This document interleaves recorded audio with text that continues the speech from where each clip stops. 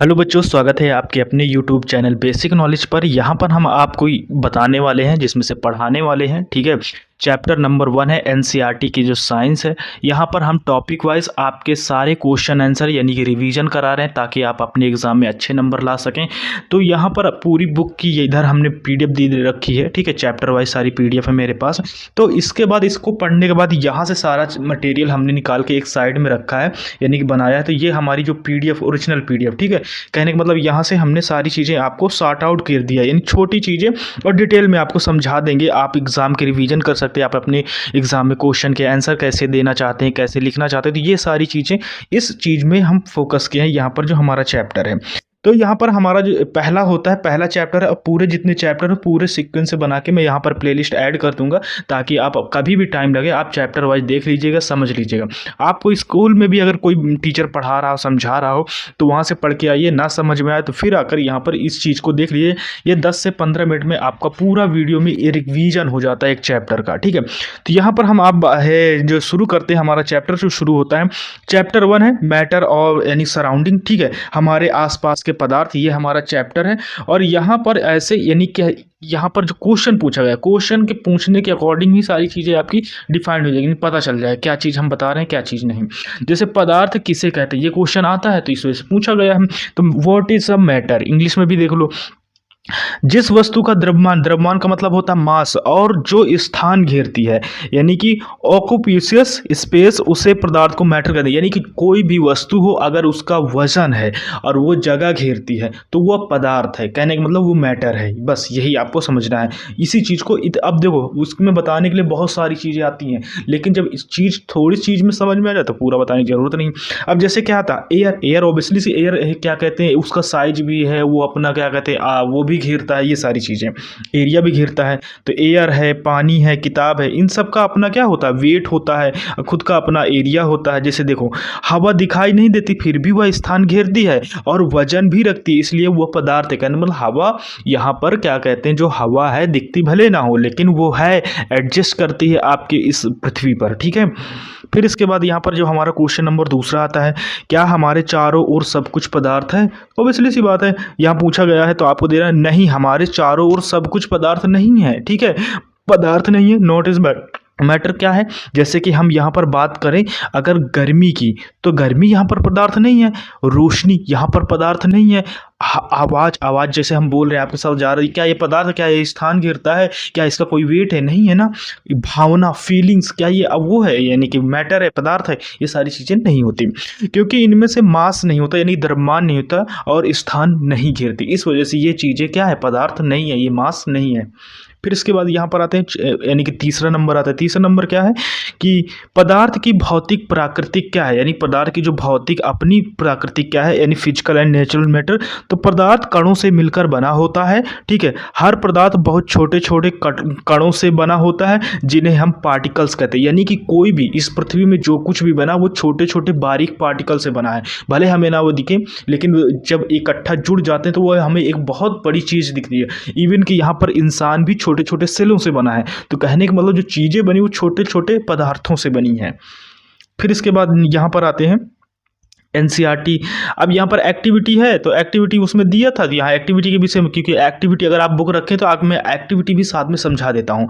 चीनी और पानी का प्रयोग करते हैं, शुगर प्लस वाटर एक्सपेरिमेंट। क्या है, एक गिलास में पानी ले, उसमें से चीनी डालें और अच्छी तरह से घोल लें। ठीक है, चीनी गायब लगती है लेकिन पानी का स्तर नहीं बढ़ता। कहने का मतलब देखो, गिलास में है, गिलास लो पानी का, पानी में क्या करो, चीनी डालो और चीनी को उसको घोल लो, चीनी वो पानी का उसमें आकार नहीं बढ़ेगा। ठीक है ना, उसका वेट बढ़ेगा, वो वेट बढ़ेगा लेकिन उसमें आकार नहीं बढ़ेगा, लेकिन चीनी उसमें गायब हो जाएगी, घुल जाएगी। ठीक है, तो यहाँ पर क्या हो जाएगा, यानी घुल जाएगी। तो ये हमारा एक्सपेरिमेंट है।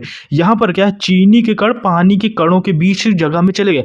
कहने के बाद जो चीनी के कण हैं वो पानी के जो बीच में गैप जगह है उसको भरने की कोशिश करने लगे, एक तरह से वो भर गए। इससे सिद्ध होता है कि पदार्थ कणों से बना होता है। ये एक एक्सपेरिमेंट है जीता जागता। पदार्थों के कणों के बीच खाली स्थान होता, ऑब्वियसली इस बात, कोई भी पदार्थ पूरी 100 तरीके से भरा नहीं होता, उसमें कुछ ना कुछ जगह या खाली होती है। अब यहाँ पर आते हैं, जैसे हम यहाँ पर नमक पानी, रेत पानी, इनमें से हमेशा स्पेस बना रहता है। दोनों को मिलाने पर पानी बाहर नहीं गिरता, यानी कि दोनों को मिला दिया तो पानी बाहर नहीं गिरता, क्योंकि कणों के बीच स्पेस होता है, इस वजह से पानी नहीं गिरता। पदार्थ कण लगातार गति करते हैं, कहने का मतलब जो मैटर है वो हमेशा क्या है, वो गति में रहते हैं, क्या मोशन में रहते हैं, तो इसे डिफ्यूजन प्रसारण कहते हैं। ठीक है, डिफ्यूजन प्रसारण कहते हैं, जिसमें से लगातार क्या करते हैं, ये गति करते हैं, कोई पदार्थ, कोई मास एलिमेंट, ये सारी चीज़ें। जैसे इत्र या अगरबत्ती का प्रयोग करें। ठीक है, अगरबत्ती जलते ही खुशबू पूरे कमरे में फैल जाती है, तो इसी कहते हैं पदार्थ मूवमेंट कर रहा है। अगरबत्ती उस कोने में जलाए, ठीक है, जलाने के बाद अब क्या होगा, जैसे अगरबत्ती आपने दूसरे कोने में जलाया, और जलाने के बाद क्या होगा, वहाँ पर आपको खुशबू दूसरे कोने में पहुँच जाएगी। ठीक है, तो इसी को कहते हैं, क्या कहते हैं कि जो हमारा यानी खुशबू दूसरे कैंप पर, यानी कि जो पदार्थ है वो गति करते हैं, मूवमेंट करते हैं, ये सारी चीज़ें। फिर इसके बाद यहाँ पर आते हैं, यानी कि यहाँ पर हमारा जो आता है, पदार्थ के कण एक दूसरे को आकर्षित करते हैं, यानी अट्रैक्ट, जो हमारे पदार्थ के कण होते हैं वो एक दूसरे को अट्रैक्ट करते हैं। इसको यानी कि इंटर पार्टिकल फोर्स कहते हैं। इंटर पार्टिकल फोर्स मतलब जो अंदर से, जैसे चुंबक होता है, मैग्नेट होता है, किसी चीज़ को खींच लेता है, उसी तरह ये पदार्थ अपनी तरफ चीज़ों को खींचते हैं। जैसे सूरज एक पदार्थ है, तो सूरज अपनी तरफ ग्रहों को खींचता है, पृथ्वी को अपनी तरफ खींच के रखा है, तभी तो पृथ्वी उसके सराउंड चक्कर लगाती, नहीं तो घूमते घूमते कहीं और ना निकल जाए, तो सूरज उसको खींचता है, तभी पृथ्वी उसके सराउंडिंग चक्कर लगाती है, कहने का मतलब ये है। फिर इसके बाद यहाँ पर आते हैं, फोर्थ नंबर आता है, पदार्थ की अवस्थाएं कौन सी हैं। ठीक है, तो कौन सी है, मुख्य 3 अवस्थाएं हैं, और एक ठोस, द्रव, गैस, चौथी अवस्था प्लाज्मा आ जाती है। ये चौथी अवस्था यहाँ नहीं दी गई, बाकी अभी 3 ही अवस्थाएं पढ़िए। चौथी अवस्था आप फिजिक्स में 12th के ऊपर जब आप जाएंगे तब पढ़ने को मिलेगा। ठोस की अवस्था के गुण क्या होते हैं, ठोस की क्वालिटीज़ क्या होती है। ठोस तो ठोस होगा, निश्चित एक ठोस होगा, वो आकार होगा पहाड़ों का, पत्थरों का, प्लस डायमंड का, ये सारी चीज़ें। निश्चित एक आयतन होगा, डिफाइन ऑफ द वॉल्यूम होगा, उसका कंट्रोल एक वॉल्यूम होगी। बहुत कम, यानी कम है, क्या है, कंप्रेसेबल होगा, यानी मतलब उनके कणों के बीच जगह हो तो उसको कंप्रेस नहीं किया जा सकता। कणों के बीच क्या है, अट्रैक्शन बहुत ज़्यादा होगी, यानी उनके अंदर जो चपकने की क्षमता बहुत ज़्यादा होगी उन कणों की। जैसे उदाहरण के लिए हम देखें यहाँ पर, तो पत्थर है, लकड़ी है, किताब है, बर्फ है, ये सब चीज़ें कणों से मिलकर बनी, लेकिन ये अपने आप को कितना मजबूत करके पकड़े रहती हैं। इनमें से मैग्नेट फोर्स बहुत ज़्यादा होता है, यानी मैग्नेटिक फोर्स ज़्यादा होता है। फिर इसके बाद द्रव की अवस्था गुण के क्या है, यानी द्रव अवस्था के गुण क्या हैं, तो निश्चित आयतन पर आकार नहीं होता, और बहने की क्षमता होती है, और कम यानी कि अट्रैक्शन होता है। कहने का मतलब है इसका निश्चित आयतन, यानी कि निश्चित आयतन कोई कंफर्म नहीं रहता, आयतन निश्चित रहता, लेकिन इसका आकार डिफाइन नहीं कर रहे। लिक्विड, अब पानी को आप कहीं भी डाल दो उसका वैसे ही आकार आ जाएगा। ठीक है, ये सारी चीज़ें। फिर इसके बाद बताते हैं उदाहरण, जैसे पानी, दूध, तेल, ये सारी चीज़, इस चीज़ को बोतल में डालो, बोतल के आकार में आ जाएगा, पानी पूरा भर रहा है, कहने का मतलब ये है, इनका आकार डिफाइन नहीं होता। ठीक है, फिर इसके बाद यहाँ पर गैस की अवस्था के गुण क्या है, तो गैस की अवस्था के गुण आपको बताने हैं। तो ना आकार ना आयतन, बहुत ज़्यादा कंप्रेसेबल होता है और बहुत कम अट्रैक्ट करती है। जो गैस होती है क्या होती है, बहुत ज़्यादा कंप्रेस कर, जैसे आपके अंदर सिलेंडर है, सिलेंडर को अगर खोल कर आप गैस निकालोगे तो उड़ जाएगी, लेकिन अंदर पूरा लिक्विड भर रहता है, तो उसको हम कंप्रेस कर सकते हैं, कंप्रेस करके लिक्विड बना सकते हैं किसी भी गैस को, ऐसे कह सकते हैं हम। फिर इसके बाद यहाँ पर जैसे यहाँ पर एग्जांपल दिया गया है, हवा, ऑक्सीजन, कार्बन डाइऑक्साइड, ये सब गैसें हैं, तो ये सारी चीज़ें हैं। फिर इसके बाद यहाँ पर बात करते हैं, 8 नंबर हमारा हेडिंग आता है, 8 नंबर क्वेश्चन है। 8 नंबर क्वेश्चन क्या है, ठोस, द्रव और गैस में अंतर लिखे। तो ठोस, द्रव, गैस में अंतर लिखा है, जैसे गुण क्या होता है, शेप क्या होता है, तो शेप इसका फिक्स होता है। ठीक है, यानी कि सॉलिड, लिक्विड, गैस, तो सॉलिड और लिक्विड गैस, तो सॉलिड का जो क्या कहते हैं शेप होता है वो फिक्स होता है, लिक्विड का कोई फिक्स नहीं होता, और गैस जो होती है नॉट फिक्सड होता है, गैस कभी भी उड़ के कहीं भी जा सकती है। फिर इसके बाद वॉल्यूम क्या होता है, इसका वॉल्यूम फिक्स होता है, लिक्विड का भी फिक्स होता है, इसका नॉट फिक्स होता है गैस का। अब कंप्रेशन, तो कंप्रेशन वेरी लेस लिटिल, यानी जो क्या कहते हैं सॉलिड का कंप्रेशन आप बहुत कम कर सकते हो, और ठीक है, यानी कि वेरी लेस, और इसमें से कम कर सकते हैं। लिक्विड में आप कंप्रेस कर सकते हैं लेकिन बहुत कम कर सकते हैं। वेरी हाई कह सकते हैं, गैस में हम बहुत ज़्यादातर उसको प्रेशराइज कर सकते हैं, गैस को लिक्विड फॉर्म तक में हम बदल देते हैं, तो ये सारी चीज़ें होती हैं। यहाँ तक कि हमने ऑक्सीजन तक को लिक्विड फॉर्म में बदल देते हैं। फिर इसके बाद आते हैं, क्या पदार्थ का एक अवस्था से दूसरी अवस्था में बदल सकता है? हाँ बिल्कुल, पदार्थ कोई भी पदार्थ हो उसको हम एक अवस्था से दूसरी अवस्था में चेंज कर सकते हैं।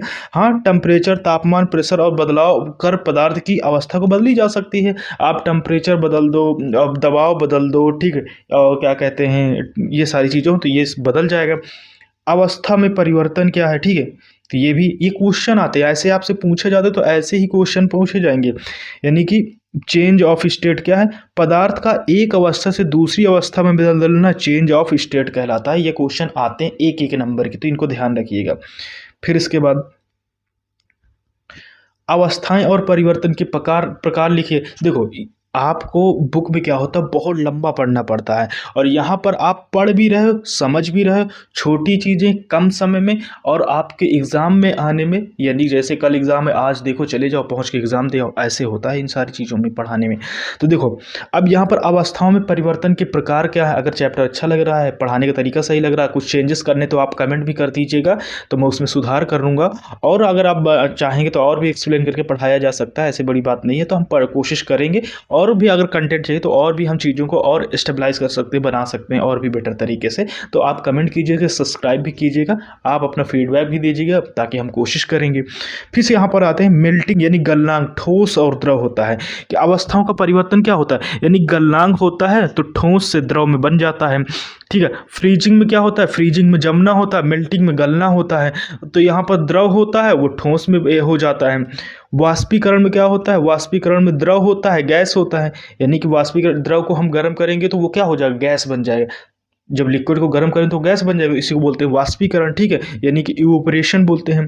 कंडेंसेशन मतलब सघनन, सघनन मतलब गैस को अब गर्म किया जाएगा तो गैस को कंप्रेस किया जाएगा तो यह लिक्विड बन जाएगा। कंप्रेस मतलब उसको दबाना, प्रेशर करना। अब ये हाथ से तो होगा नहीं, मशीन से किया जाता है, बड़ी बड़ी हाईटेक मशीनें होती है इसके लिए। फिर इसके बाद सब्लिमेशन यानी ऊर्ध्वपातन, ठोस को गैस में, अब कोई चीज़ है उसको ठोस में, गैस में, जैसे कपूर को जलाया तुरंत गैस में बदल जाएगी, ये सारी चीज़ें वो ना लिक्विड में नहीं आती हैं।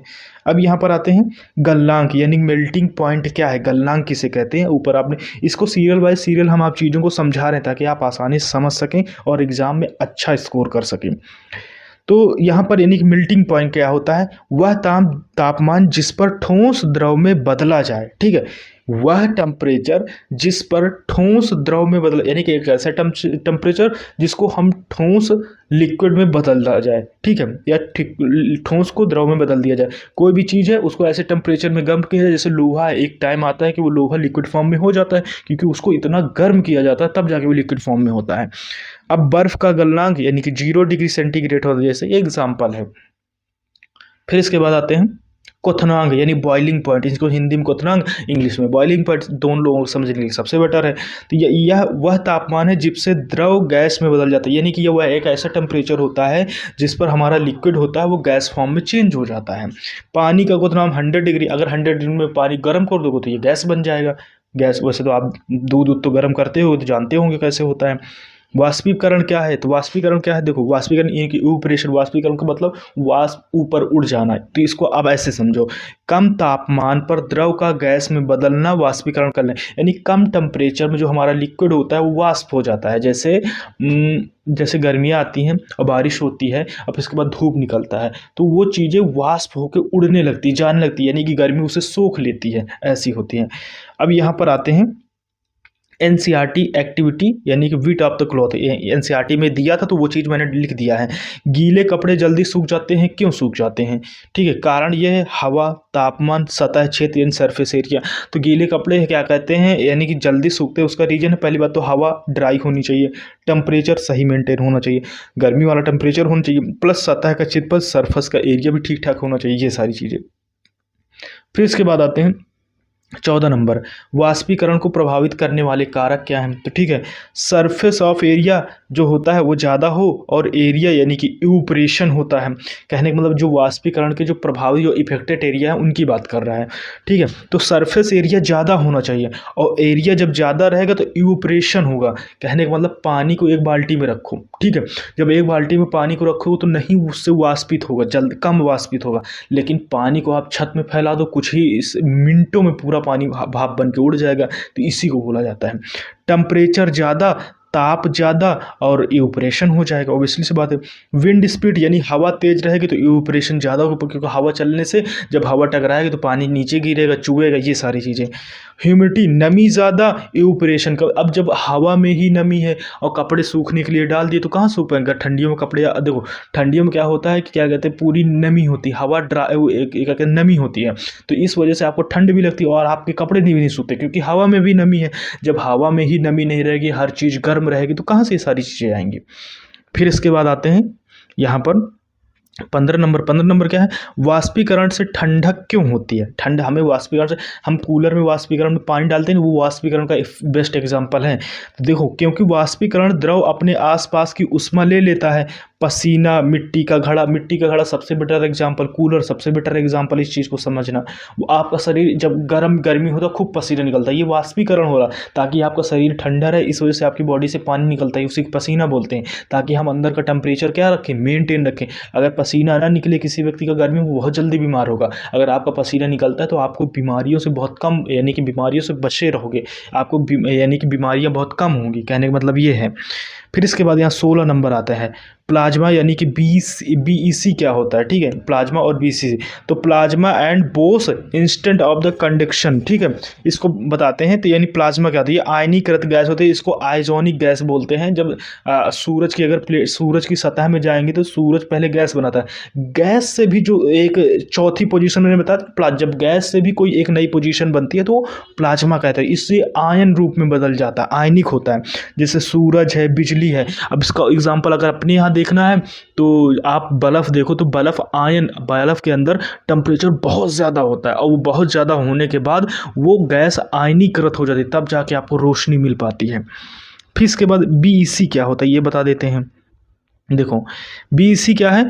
ये बहुत कम तापमान बनने वाली अवस्था, वैज्ञानिक जिसे एस.एन. बोस यानी कि आइंस्टीन कहते, एस.एन. बोस आइंस्टीन ने मिलकर किया था, तो इस वजह से यानी कि इसे बीईसी बोलते हैं।